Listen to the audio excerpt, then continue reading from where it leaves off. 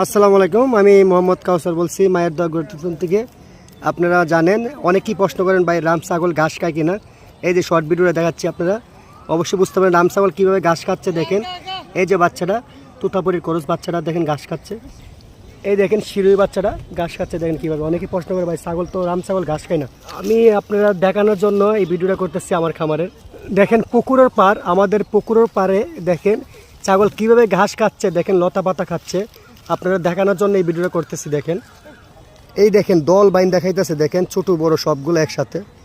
আপনাকে তো শুধু দেখানোর জন্য যে রাম ছাগল ঘাস খায় কিনা। অনেক খামারি বাইরা আছে প্রশ্ন করে ভাই ছাগল কী খায়। এই ভিডিওটি দেখে অবশ্যই অভিজ্ঞতা হবে আপনারা। হ্যাঁ, ভালো ঘাস ভালো পরিবেশে দিলে অবশ্যই আপনার ছাগলের সবই খা। এই দেখেন কীভাবে ঘাস খাচ্ছে, দেখেন শর্ট ভিডিও দেখেন হবে। এই দেখেন কী সুন্দরভাবে ঘাস খাচ্ছে। আপনারা টেনশন করে ঘাস খায় কিনা রাম ছাগল সবই খায়। আপনারা এই ভিডিওতে দেখতে পারবেন, বুঝতে পারবেন আপনারা রাম ছাগল সবই।